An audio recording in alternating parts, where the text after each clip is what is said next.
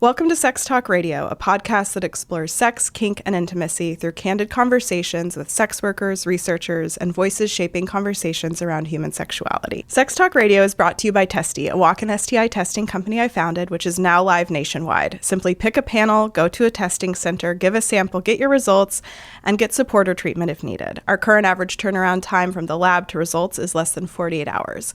Go to testyhealth.com or scan the QR code on the screen and use code POD15 for $15 off your first panel with Testy. I met Senator Lindsey Graham in 2015, and it was the very first time that I visited Washington, D.C. He came over, and it was very, very cut and dry, honestly. I didn't think anything of it. Yeah. Like, he came over, we got introduced, we had small talk, we had the session, and it maybe lasted all of 35 minutes or so. And then in and out. In and out. Welcome to Sex Talk Radio. Thanks for being here. I'm going to give a little background. Taylor Snider is the CEO of Traveling Career Girl, Studio TCG, a former sex worker, and has recently been in the media spotlight as a sex worker who Lindsey Graham hired back in 2015. Today, we're going to talk about you, your life, sex work, your experience with Lindsey Graham, the company you're now building, and so much more. Yay. I'm so excited I'm here too, by the way. Like when you reached out, I was like, yeah, I have to do this. Oh, thank you. Thanks for flying here. I mean, I feel very honored. It's a big trip. Well, no, be honored. You deserve it. And I'm like I said, ecstatic to be here. Thank you. It's been an interesting month for the podcast. I just came out about having been a sex worker a few weeks ago, and it feels like much more like, I don't know, it just feels like more fun now that I can talk about it and talk to other sex workers. And like, it's an important part of my mission to also share various experiences. It's not everyone's experience. And that's for sure. No, it raises a lot of awareness. So, yes. And also, I don't know, I've always lived my life very in the open, and I don't really have much to hide. Totally. So like, I know what that feels like. And so I'm just happy you get to experience that too. Thank you. Yeah, it's a big deal, but I feel like there's a lot of work to be done here. And, I'm excited to get into your story and how like you've also tried to talk about some of this stuff in the past. And like, I just feel like sex workers are looked down upon in so many ways and not taken seriously when we actually have like very boots on the ground experiences about exactly what's happening. Right. Exactly. I'm just like, I wish people would listen to us a little bit more. I really, really do. Because like, I mean, we're the ones who hold the world's dirtiest, salacious secrets. That's just the way it is. And it's such an interesting trust that clients hold in sex workers. They're like, let me tell you my life story. I mean, even when it comes to like talking about politicians and stuff, I'm like, you really are placing a whole lot of trust in these sex workers. I mean, we really should be just given a degree in therapy or something like that. Yeah. So, or psychology or something, because like just like you said, boots on the ground experience, I feel like we deserve it. Yeah. And I mean, at least we're getting paid way more than therapists, That $500, $1,000 an hour as a therapist. Like I only pay my therapist $120 an hour. So, Yeah, well, same. Yes. And therapy is a very important part of being a sex worker, I think. I've been going to a therapist every week for the last year and a half. And I will say it is incredibly helpful. So if you don't go to therapy, go to therapy. Yeah. Yeah, go to therapy. It's absolutely so beneficial. Yeah. So tell me a little bit about your upbringing, where you grew up. I'd love to hear a little bit of backstory. Sure. Yeah. Well, I was born in LA, born and raised in LA. I didn't know that. So yeah, a lot of people aren't born and raised from LA, but I am. Okay. And then I also spent a little bit of my childhood in like the high desert area, so like closer to Palm Springs. I grew up a little bit out there, and then I relocated back to Los Angeles when I was an adult after I graduated high school. Had a really shitty high school experience, and hated it so much that I ended up graduating 2 years early. So it was great. You're like, I'm fucking out of here. Well, my parents told me, they said, you have one of two options. You either wait until you're 18 years old or you graduate. And I said, well, fuck that noise. Wait to transition? No, just to experience my freedom. My parents, when I was younger, they were a little bit more rooted in the church and a little bit more conservative now. Not so much. They've had to grow and adapt, and we're much better now. Yeah. But like at the time, it was really bad. And so I was like, and they told me, you don't get to make your own decisions. It's either you turn 18 or you get a diploma. And I said, okay, I'm getting a diploma. And so I Whoa. graduated early. And did you leave I did. home? I did. And I moved back to I moved to my grandma's. And then when I moved to my grandma's, I got one of my first jobs I was a freelance makeup artist at MAC Cosmetics back when it was a cool thing to do. Yes. And did that for a while. And then it was during this time was when I kind of discovered like that there was more to my identity than what I initially thought. And so, and that was when I was working there and when I was like, out and exploring and becoming an adult, was when I first started to interact more with trans people. And, so yeah, and then one day I was like, you know what, like, I don't know if I was watching this show actually. I was watching this show on Bravo. It was like a hair competition at the time. And there was this old man, bless his heart, on the show, one of the contestants on the show, and he just looked a little bit more rough, but he was like full face of makeup and very flamboyant. And I was just looking at it and I was like, that is not me. I'm like, I don't want to end up like that. I'm like, no. And I'd already met my trans friends and stuff. And I was like, you know what? I'm like, I'm going to try this. If I don't like it, if it doesn't feel good, I'm going to stop. And I started my journey. And then shortly after is when I really took the plunge. Sure. And then, in order to fund a lot of my transition, because transition is expensive in case you don't know. Right? Yeah. I mean, well, it's a serious decision. And so, and at the time when I transitioned, it was, it's 2009, 2010. So like things were not covered. Like it's very different for people to transition now. It is not. No, you think it's difficult now? No, different. No, easier.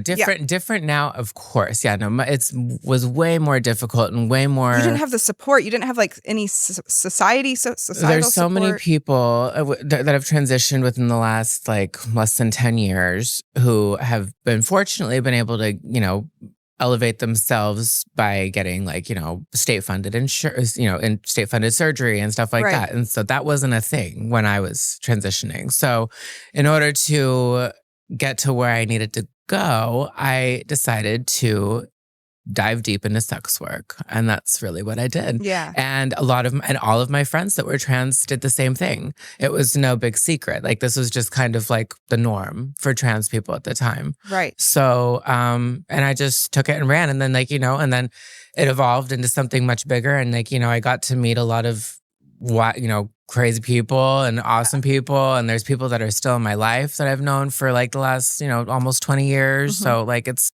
been an interesting journey. Sure. Did it start with escorting or did you just jump right into that versus, I don't know, other types of sex work? Yeah, no, I'm pretty sure I jumped right into escorting. The deep end, yeah, my experience was actually, it was really interesting. So I was working at MAC and I had a friend at the time and she's also trans. I don't know where she's at these days. Mm-hmm. I know she's still around, but we were best friends back in the day. And so we used to dress up. We used to just like wear a little wig and we used to dress up in clothes and we used to just run around West Hollywood and just be messes. Cause like back in 2009, I was only 19. I wasn't even 21 yet. So I couldn't go into the bars. We couldn't go into the bars. So we would just walk around the streets and we just like, and then one night it was past closing time, 2:30. We were walking back to our car, actually just getting ready to go home. And a car pulls up and was just complimenting us and like, come on in the car. Oh, God. And so me and my friend, we're very like, we had no concept of like, oh, let's ask this person for money. So we were just like, innocent, having fun, going out. I get worried thinking about that, but then I think about 19-year-old me and I'm like, yep, probably would have gotten in the fucking car. I mean, we all make I'm just so glad our prefrontal cortexes have developed. Thank the Lord, right? No, that's what I always say. Keep them alive till they're 25. Cause but yeah, no. So we get in this guy's car and then like, we didn't even do anything crazy. We just like, and then he, at the end of it, he gives me and my friend, he gives us each $250. And we're like, well, what the fuck is this for? Like, we didn't even realize we could I'm like- profit off of I'm like, this. $250. I'm like, thanks, I Yeah. guess. And then he's like, yeah. He's like, are you ladies on Arrows? And I was like, what's Arrows? I had no idea. Yeah. So I discovered this whole world also through my friends, but also through this gentleman that I first saw. So that was my very first. Did you stay in touch with that guy? No, I or did not. he just No, he that just was told it. you where to advertise and that you could make money. Also, yeah, and also at the time too, the girls weren't too keen on telling you where to go or where to post. It's like you almost kind of had to Right. jump through hoops and figure it out Oh, yourself. I mean, I still had to go on a wild goose chase. Because I'm like, the girls are competitive. They are. It's like God for they don't want to see fresh meat on their turf. I mean, like that's just Oh my let's gosh. call a spade here. so much for being girl in this industry. Yeah, Yeah. I mean, girl, schmirls girl. So, but yeah. So that's my backstory with being an escort, and I've just over the years since 2009, of course, I've done other things. Yes, as you've well. done a lot. Yeah, I've done other things. And even before I started owning my businesses, there was one time I tried to get back into the workforce and I tried to work back at Mac again. Like I even went up to my same manager after I transitioned. So I would already looked different, presented different. I'd already had some work done. And I said, okay, I think I'm at the point where it's like, I think I could go back to my job. And Or just the stability of the paycheck. Yeah, It's nice. and I loved it. And I mean, I loved my job at the time. I really did. It was fun. And so I go back up to my same manager and I introduced, and she was really taken back. She was like, oh. And I was like, yeah. I'm like, here I am. Here's my resume too. And I never heard back from her. Oh, and wow. it was kind of crazy because I was working at a Nordstrom when I first quit.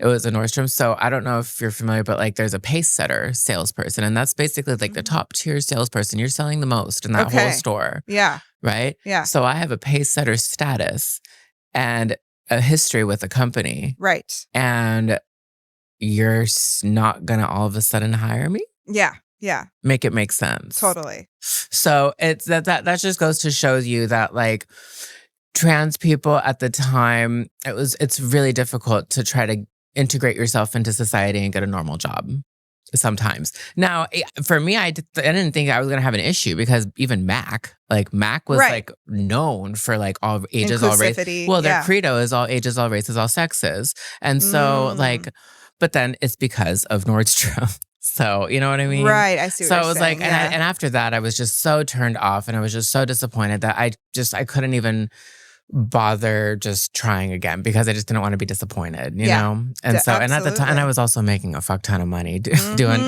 escorting and all that stuff. It's hard to go back to regular work and not be entitled because in the back of my mind, I'm like, God, I could just be making $1,000 an hour, just putting on a pretty face and being smiley for a couple of hours. It's really hard and humbling to go back to other types of labor. It really is. And I mean, I always told myself, I could see myself doing this until I'm in my 70s. I could be a gilf. I could totally do it. My friend and I were just talking about that. That there is a market for people of all ages here.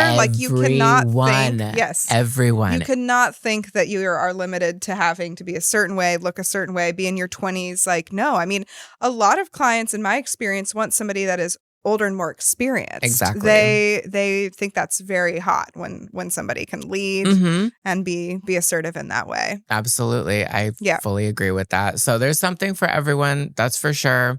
But yeah, no, I could see myself doing this into my 70s, but also there comes a certain point where I think everyone just experiences it where you feel a burnout. Doesn't matter what you do. So absolutely. And so I think it just requires a shift up sometimes. Doesn't mean that I'm entirely over it. I don't think I'll ever be entirely over it. I mean, I've been fortunate enough to, yes, have I had really bad negative experiences in this industry? Yeah. I have absolutely had horrible experiences, but what I am fortunate and blessed about is that the good experiences have fully outweighed the bad.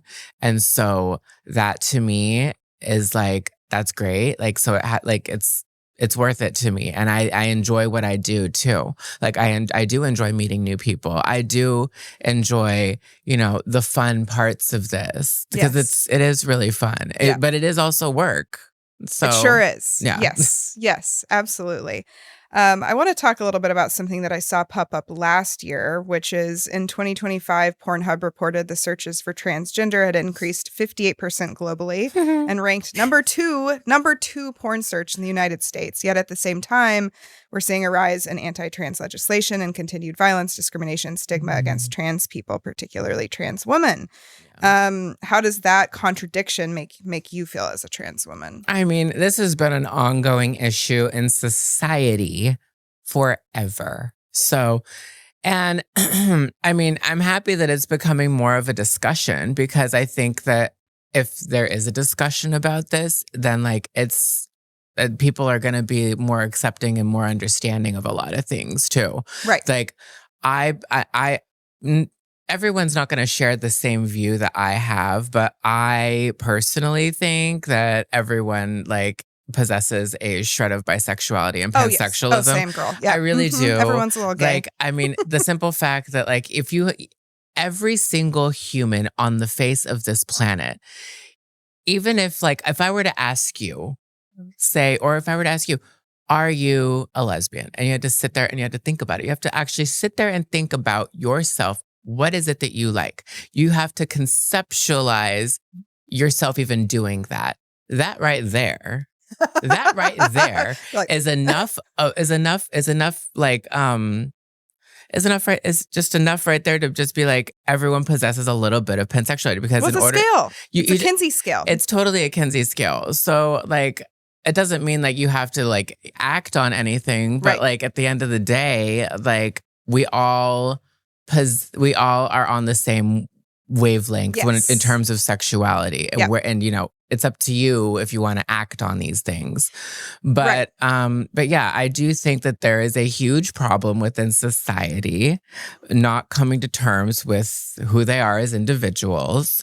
There's nothing wrong with liking what you like. I just wish more people could get that through their big freaking heads and be comfortable in themselves about it. You know, I mean, there's so much shame. And like, I talk a lot actually on Sex Talk Radio about male bisexuality, because I am a huge believer that it is real. Why would it be any less real than a woman's bisexuality? It's you know what I hugely mean? real. And I'm somebody that dates on like Field, on kinky apps, and I actually date a lot of bisexual men. I love them because I think that they're much more in tune with themselves and their desires. They're not shame-ridden and closeted about anything. And like, I personally like think it's really hot when guys are into guys. I like it. It's like one of the porn categories I like. I mean, exactly. On guy stuff. And but what I encounter is like, they are so bisexual, or men that are somewhere on the sexuality spectrum of not straight or not gay. They're not given any societal permission to be that. They have to be put in this box of gay or straight for men. Whereas with women, it's like, it's hot. Oh, we like to make out. Oh, do a threesome with me. You know, it's like sexualized. That's just a chauvinist aspect of everything. That's just that male, like, like and thank God, I think we're finally, as a group, as a whole, as society, I think we're all like finally coming to terms with like, yeah, this is stupid. Like, we need to like change it up a little bit. Definitely. You could feel it. I could see it. Yeah. Yeah. And I don't know how to phrase this, but I feel like I've had men share with me like, well, you know, I'm not gay, but I feel like they fetishize trans women as this stop to exploration. Like a trans woman is like the safe place to start their exploration, which I don't know. I feel like is a lot of. I mean, that's safe to say. I mean, and that's fine if people want to use women like you me, you could pay us though. Yeah, Thank you. That's absolutely so fine. much. I mean, it's why people pay women like me we're used as a stepping stone. I mean, and even if it's not necessarily as like a means to like navigate bisexuality, even I mean, sometimes like there are a lot of people like that are honestly just fascinated with this idea of, and I hate to say it like this, but genitalia. Yes. And that's just the way it is. Yes, they are. Like, you know, like I mean, our government's fucking obsessed with people's genitalia. Like, it's not so like when I talk to a lot of like my clients, as an example, they're not attracted to men. They're not attracted to men at all. Like, they're disgusted at the idea of masculinity, bearded guys, that smell, like, you know what I'm saying? Yes, Muscles, like they're not turned on by it. But they're curious about. But they're curious about X, Y, and Z downstairs. Right. But they don't want to do that. And why is it? Why are they curious? Well, I don't know, bring it up with God and bring it up with your doctor because he put your prostate in your ass. Like, that's just I know, facts. isn't that a funny thing? Isn't that funny? Like, I mean, like, let's just think about it. But like, I mean, it's like, it's not to, you know, whatever. But yeah, so that's kind of why people choose to navigate whatever it is with me. Yes, so, absolutely. Have you ever had any experiences where somebody has like broken down, like they've realized something about does it ever get emotional for clients? Emotional? I mean, there's been a couple of times where like, you know, I've seen people like one time only. And like, it's their first time. Yeah. So, and there can be a lot of nerves. It's so, I fully understand it. And sometimes it is nerve wracking. Right. And so there have been a couple of times where like, you know, at the end of it, it's like, you know, I try to make the ambiance and the environment a little bit more cozy, and I like to chill and I like to chat. Well, post-nut clarity can be so real for guys too, of like, what the fuck am I doing? Like, I'm about the pillow talk experience. Totally. And sometimes they're not. Some of these guys are not. No, they're like, as soon as it's over, it's like, okay, gotta go, bye. And it's like real awkward and like, I'm just gonna sit there. Okay, as long as you're paying me for the full hour, thanks. Right, exactly.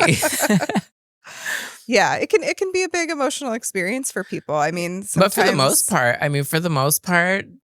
most of the, like, even the first time experiences that I have, most of them are feeling great, and I see them over and over and over again. So it's just that's the best. Yeah, so. Absolutely.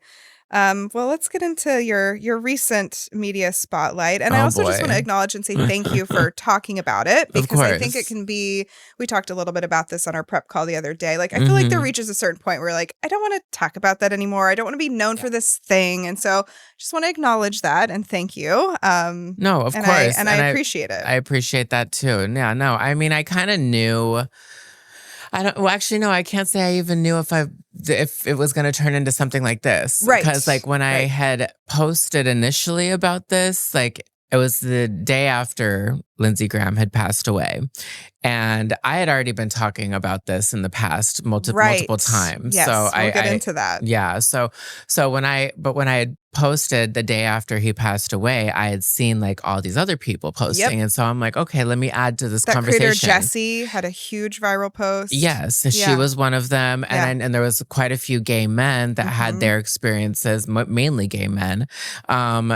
And they were posting their experience. So I was like, you know what, let me add to this conversation. Right. Because I thought it was an important conversation to have. And for many different reasons. Yes. Because back in 2020, I felt like, you know, I was silenced in the grand scheme of things. We can get into that too. But like, so I am happy that I get to talk about it. But also, there's so much more to you. It gets to a point where it's like, you know, I've been working so hard on like, you know, my own businesses and stuff like that. And so I just don't want, like you said, I don't want it to be the only thing that people recognize me for. Absolutely. You know? Yeah. I'm going to give a little bit of a blurb of context because I had to do a little bit of digging too. Obviously, I recognized his name and knew that there was a lot of controversy. Lindsey Graham was a conservative Republican senator from South Carolina who, over the course of his career, repeatedly voted against major LGBTQIA rights, including same-sex marriage protections, workplace protections for LGBTQ people,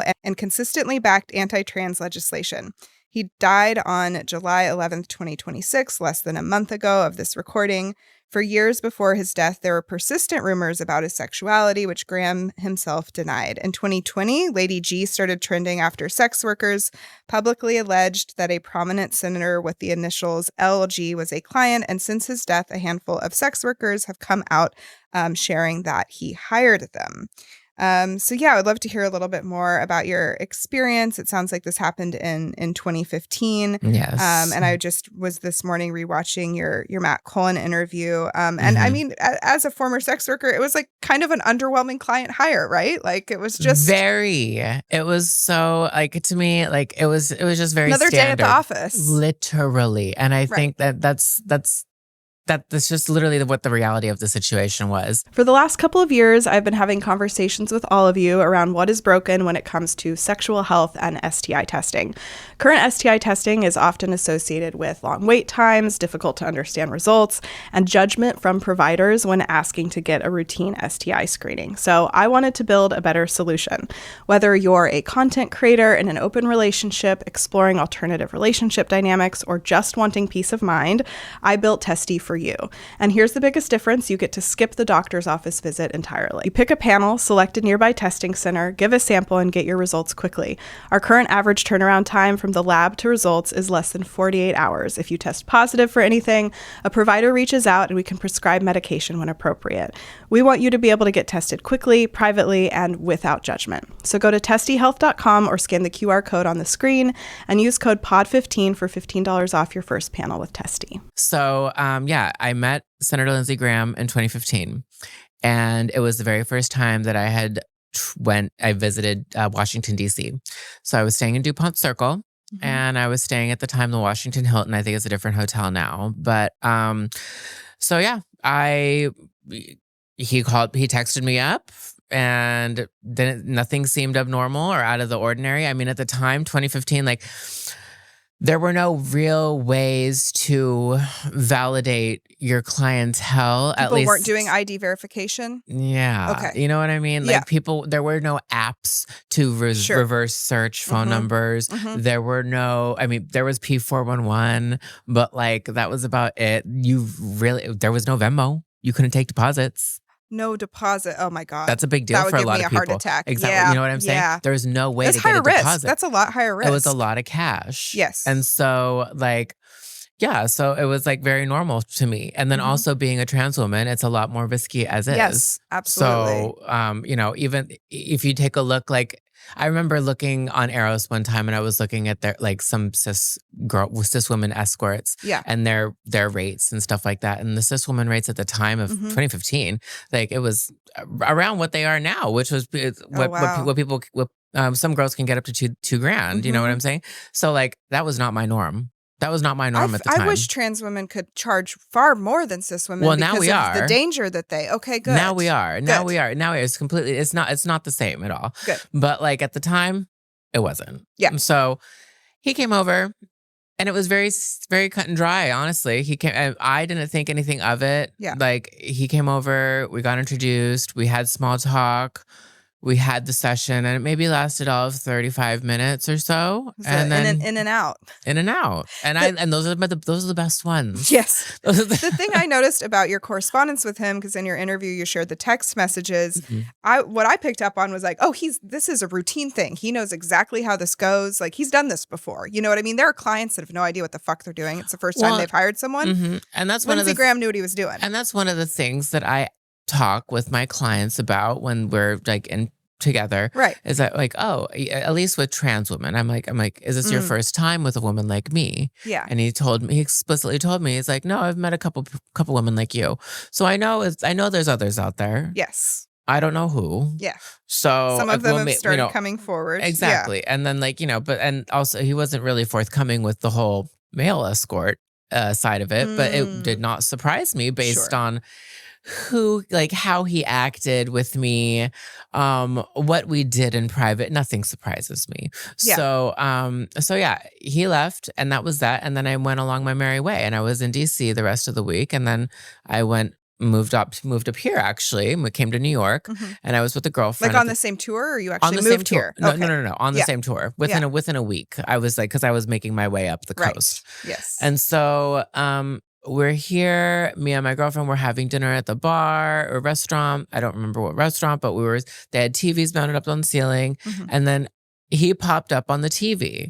And in 2015, he was really talking about the Tea Party and running for president. I researched that. He was running for the 2016 upcoming presidential cycle. Right. Yeah. And so I remember watching this and I was like, I just saw you. I was like, I'm like, okay. I just saw you naked. Right. And I didn't, and I was like, he's not the only famous person that I've met. And he's not the only famous person that I've interacted with at all. I have really I have really personal relationships with many of my clients. Like, Yes. like I can text up anyone and I can be like, hey, what you doing? Yeah. Like, but like, I respect their discretion. I respect it fully.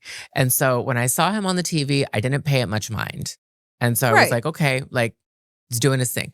But at the time, he also wasn't talking about his politics, his principles, the things he believed in, the things he was pushing.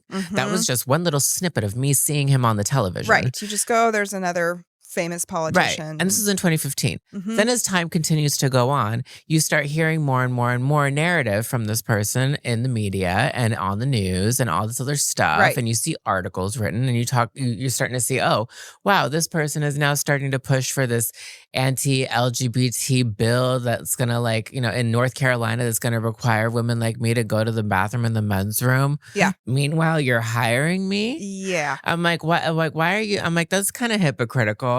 I'm like, you know, and that just continued and continued and continued. And then and then as time continued to go on, then 2020 hits. We'll fast forward into 2020. Okay. So, oh, actually, no, pause that real quick. So 2020, before 2020. So at one moment, I thought about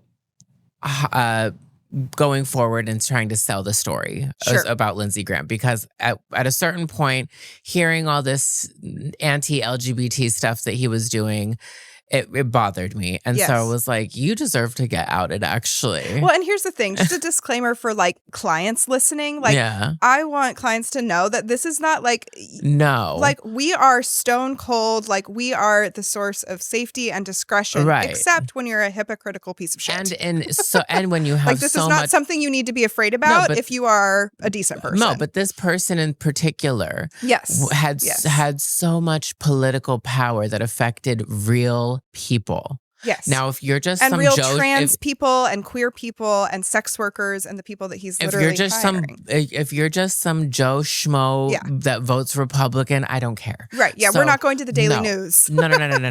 That's no.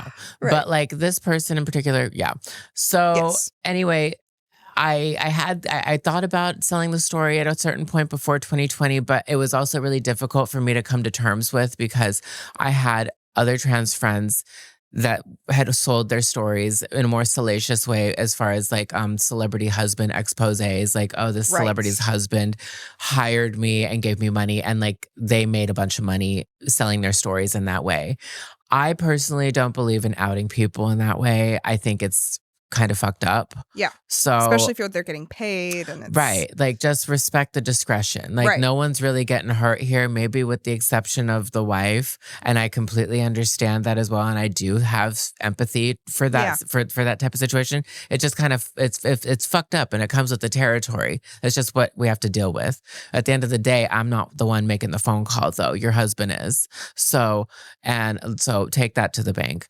And, but yeah. So you got in touch with the media. I did in 2020. Yes. So fast forward to 2020, what really prompted me to go forward and trying to push the story a little bit more was there was a conversation on Twitter with a gay porn star named Sean Harding. Okay. And he was really leading the conversation at the time. Was this the Lady G thing in 2020? Yeah, he was pushing it. He was talking about it a lot more, and he was trying to get as many escorts together to kind of like get the story together. And so there were a lot of male escorts, and I was also one of the people commenting on the post on Twitter. Like, my posts from Twitter are still there. Yeah. So and these were all people that Lindsey Graham had hired. Yes. Okay. 1000%. And I believe everyone full-heartedly. Of course. So people don't put their life and shit on the line for this just for fun. Like, that's a big thing that I say when it comes to like canceling people. I'm like, people don't do this for fun. Can you imagine? Like, that's crazy. No.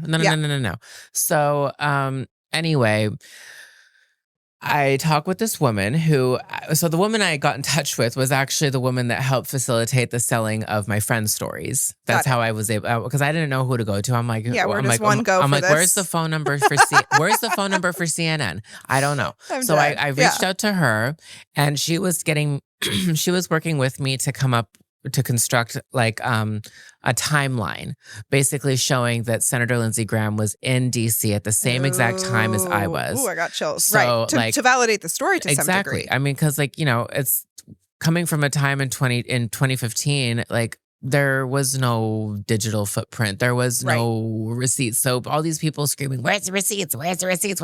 Well, I have as much as I have. Right. And this is just kind of how it is, especially when at one time I was really valuing discretion. Right. So like, let's do the math here. And were they able to piece his time together? Absolutely, for DC? they did. He was. They're always in fucking DC. But he was bopping around a lot between South Carolina, and he was going all these other places. He was traveling in one place at first. I think he was in South Carolina. Yeah. So he was only in Washington D.C. a handful of days. Okay. So that's how limited it was. He wasn't just in Washington D.C. for a month. Right. So and it was also not only that. Me and the woman I was working with, we were actually trying to communicate with security at the hotel at the Washington Hilton, because we were trying to get surveillance footage of the late senator walking into the lobby at the time that we agreed on. Okay. And so the problem with that was that it was COVID. It was lockdown. Everything was shut down. And cameras run out of footage too. Like it's not only hard to... exactly. Not only that, this was in 2020. I saw him in 2015. So trying to get a hold of that footage, that 5-year-old footage, during the middle of a lockdown, it was impossible. But we certainly were trying to do it. And she had a, bless her heart, I don't know where she is these days, but she was really trying. And anyways, we had what we had, and she's like, okay, I think we're gonna start the bidding at $50,000 for the story. Whoa. She was gonna try to get me something like that, and then I know she started to put her feelers out there. Mm-hmm.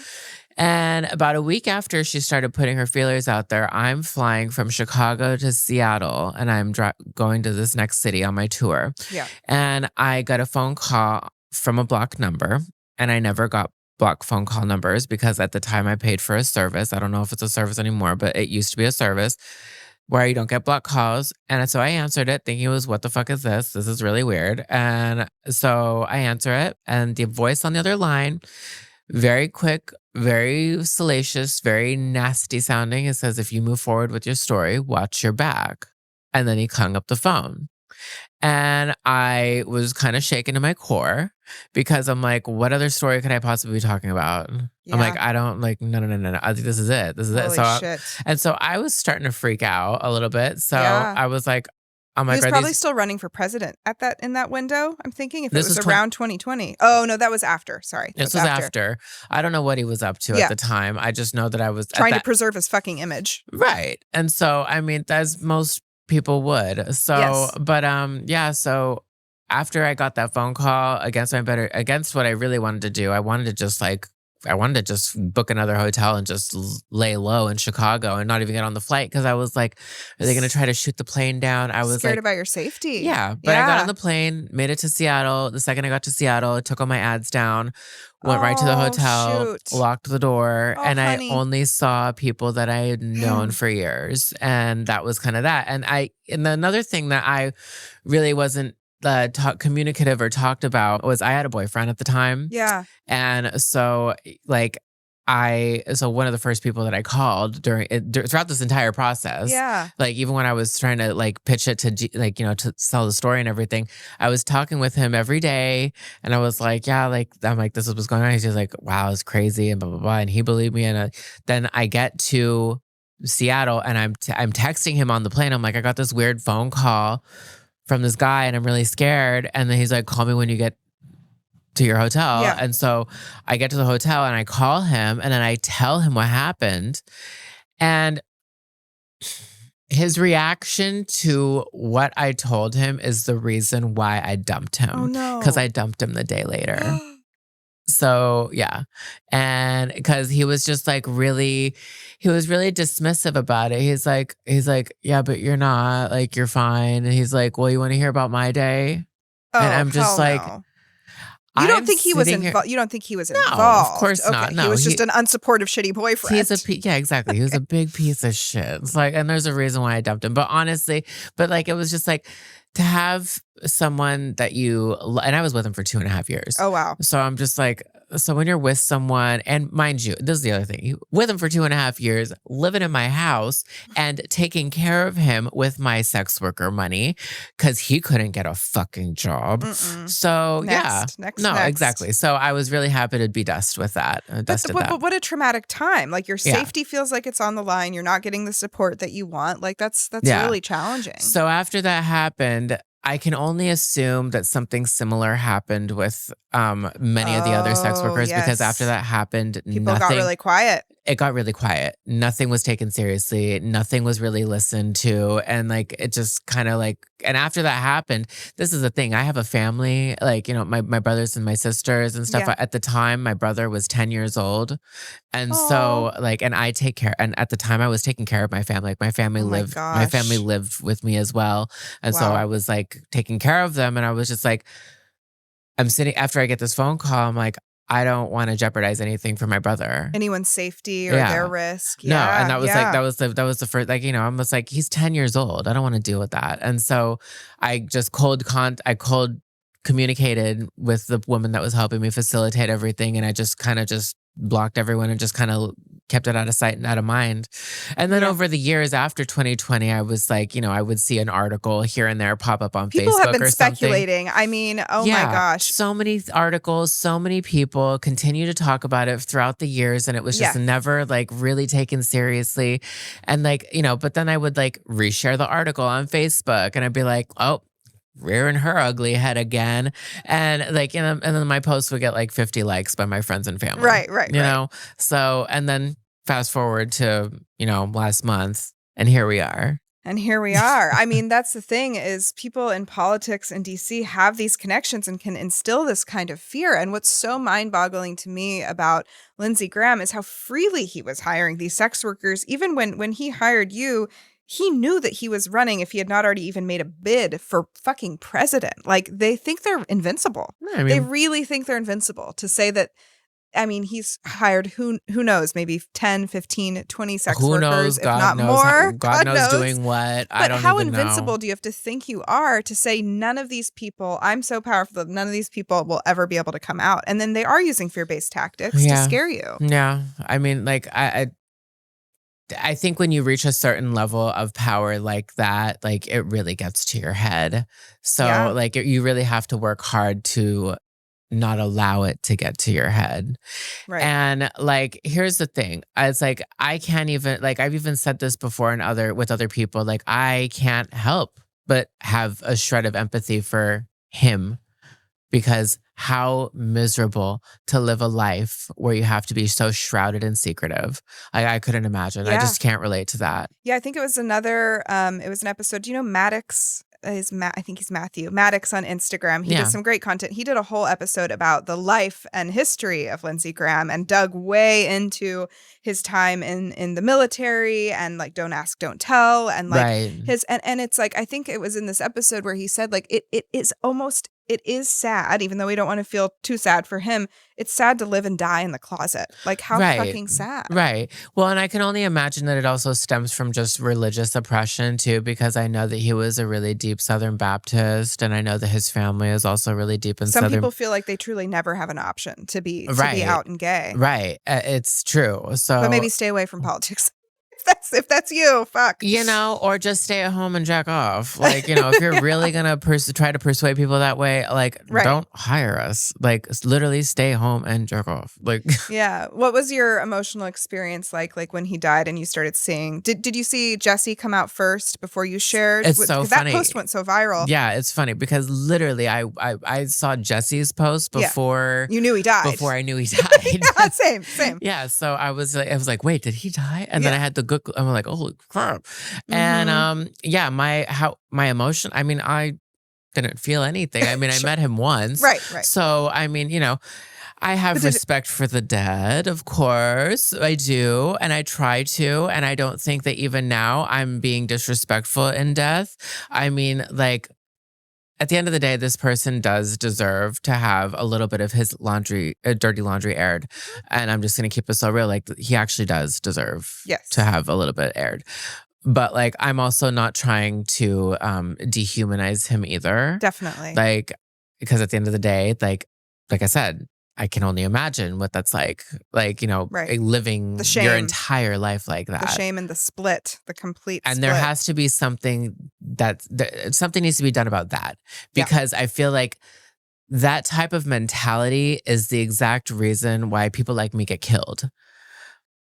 So if it's not like, you know what I'm saying? Like, if it's not, if there was just more of a discussion, and if we just kept it real, well, I feel like people would be a lot more comfortable and confident with just a lot of different things. Well, the split and the closeted nature of things can lead to that violence. Like, I mean, this is kind of morbid, but like, I'm a true crime fan, and like, there are these weird stories where specifically men, like after they have orgasms or like after a sexual encounter is when they cause harm or murder someone. And it's like, there can be this through line of the shame, and the closetedness is so strong that it can lead to violence. Yeah. And it's like, I mean, what's tricky is I feel like progress was made, and you can speak to this more as a trans woman, but like progress was made, and then now it's like being stripped away.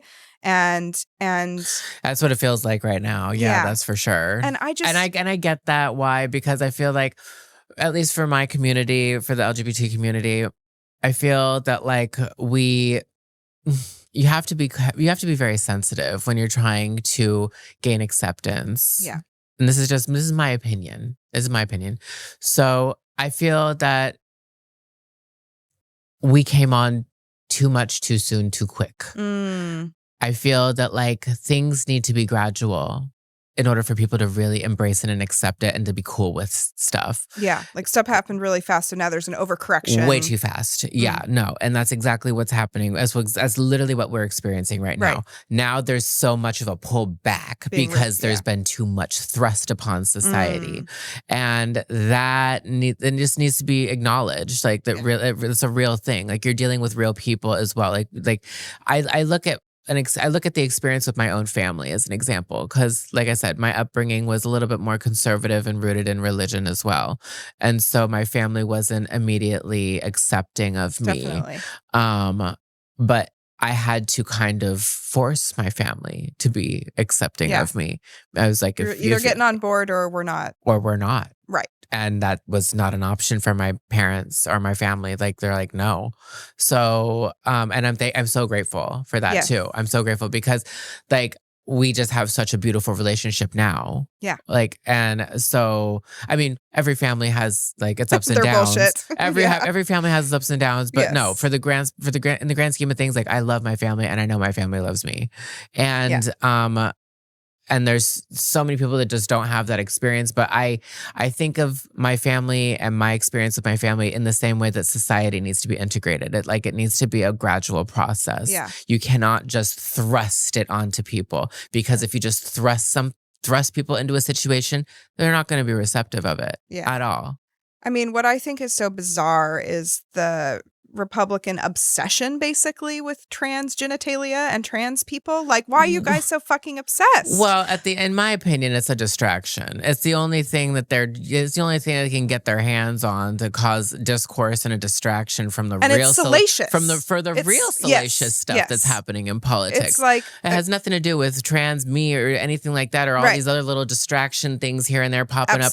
No, like look at what's going on in the world. Like there's wars going on. Like they're doing these things to cause distraction, to cause division.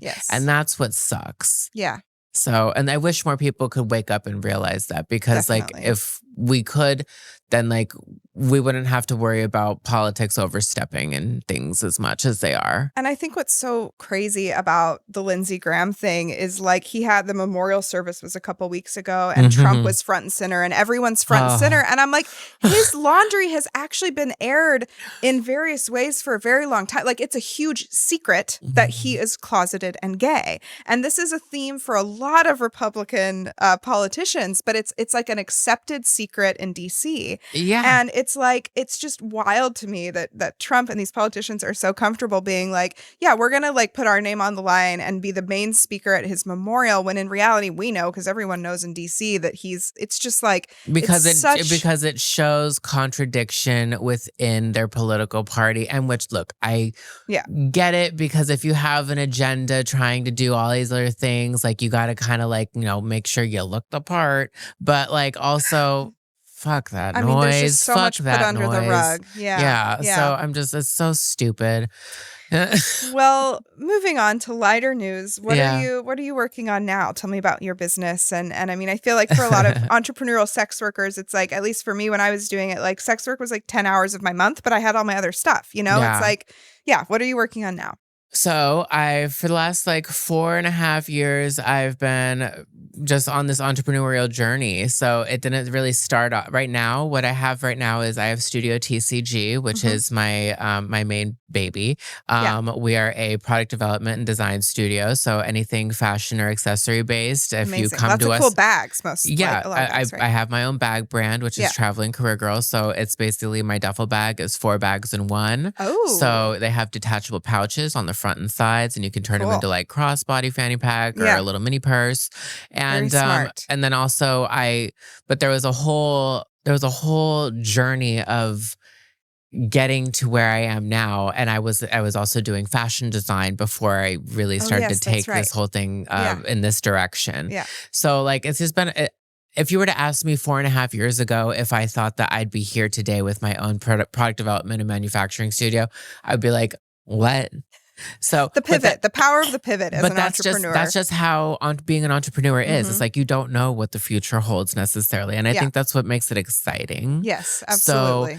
So that's a big reason why I wanted to come on and I wanted to talk to you too. Is because like I wanted to meeting other sex workers who are entrepreneurs, who have a drive, who have that hustle, who want to grow something and build something bigger than themselves. Absolutely. So, and we talked a little bit about that the other day. Like, it's important for sex workers to be thinking big picture. I mean, even part of my own experience was having some health issues and realizing, ooh, I don't have a savings account, and like I need to have other streams of income. And like, you can't say like my best month as a sex worker, I'm going to make that every month. You know what I mean? And I got myself into some trouble because I just got a little too cocky thinking I'd make a certain amount. And then, and then I need to get my tonsils out or I need surgery. And it's like, sex workers need to be thinking bigger picture and can't get too ahead of themselves. And like also need to be thinking about, health stuff, family stuff, like shit can happen. And like, do you have other streams of income? And like sex workers are inherently very entrepreneurial. Shit, we're selling ourselves and we're marketing ourselves. So I mean, like, to be able to make the amount of money that we do with literally not a single little product, and we're literally just ourselves with a picture. Like that's that's saying marketing, something. baby. That's business. Exactly. Yeah, absolutely. So, so I've been doing this for a while. I have some really awesome clients. One of my clients in particular is, one of the clients I've been working with for actually the past 4 years is actually a awesome dog boutique. I don't think they'll mind me. I don't think they'll mind me talking about them at all. But they're a dog boutique based in Beverly Hills, and so we've been working really hard on like some of their products. Like we make little doggy clothes, we make walking gear, like collars, poop bags, leashes, that kind of stuff. You really can do it all. Whatever you need outsourced. And I have a great team of LGBT seamstresses that work for me too. So oh my God, amazing. Yeah. So one of my girls that's worked with me for 4 years, like I love her dearly. I look at her like a daughter. And then let's see, what else do we do? I even have another one of my other clients right now. She's another sex worker.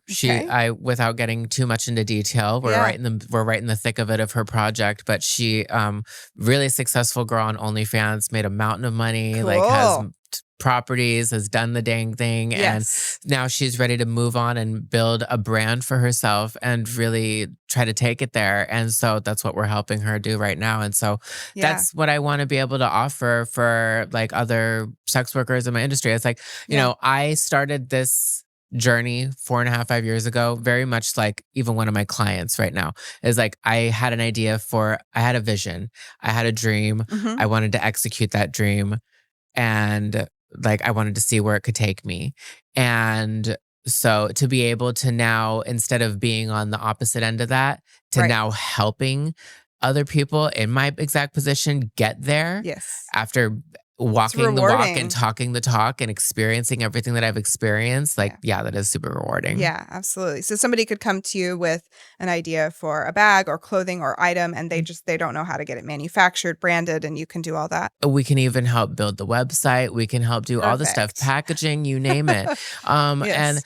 and also it's not only just that, like we're also do manufacturing. So if there's another business in existence already and they just have so much work on their plate that they need to get the job done a little bit Yeah. faster, you can always bring your workload over to us and we'll help you fix it and we'll help you get the job done. I mean, and there are a lot of OnlyFans creators specifically. I mean, you can make a lot of money being a full service sex worker, but it can get kind of like astronomical with OnlyFans. Like the sky's the limit when it's all virtual. Mm-hmm. And I think that I've heard this and I've had conversations with other guests about this, that these women can make hundreds of thousands of dollars a year or a month. And then it's like they need to have also like financial support. Like it's really important for sex workers to have a good bookkeeper, a good accountant, to like understand your money, to consider things like investing. Like when you're making that kind of money, you can also be open to being exploited. Like I know that there can be really shitty things that happen with like OnlyFans managers or with escorting with bookers, you know, it's like you have to also protect yourself there. And so I think part of protecting yourself is creating other income streams and educating yourself. Absolutely. Yeah, no, people, no, you got to really protect yourself too. I feel like I've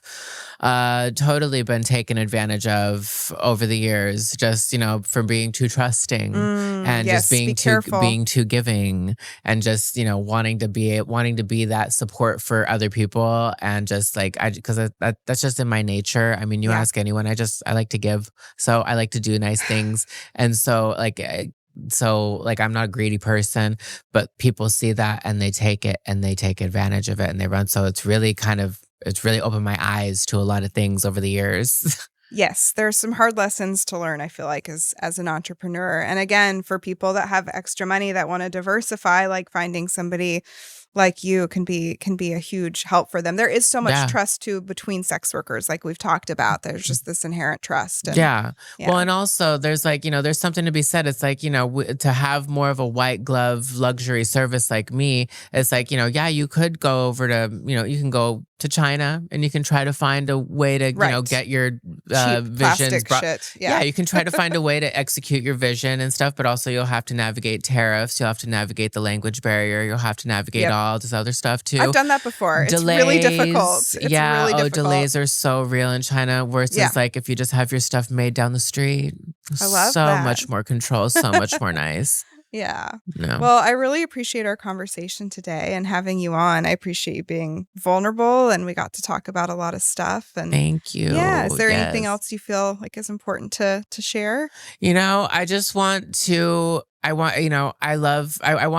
just want us as sex workers to be able to uplift each other's voices. I feel that like so many of us are so scared to talk about being a sex worker because we're scared of the ramifications. Yes. And I get that. That's so real. Yeah. But also we're still real people and we still deserve to have a voice and we still deserve to have that conversation, any conversation. So, and we should be able to do it without having any shred of fear about backlash. And so hopefully one day we'll get to a point where like sex work can be maybe not necessarily legalized, but at least decriminalized. And that's a big deal. Yes, definitely. So I really hope one day we get there. Me too. Yeah. Well, thank you so much. Yeah. Thank you. Thanks so much for tuning in today. Sex Talk Radio is brought to you by Testy. So go to testyhealth.com or scan the QR code on the screen and use code POD15 for $15 off your first panel with Testy. Make sure to follow us on Spotify or Apple and on Instagram at Sex Talk Radio. That's SEGGS. Also, please subscribe to our YouTube channel. Just search Sex Talk Radio.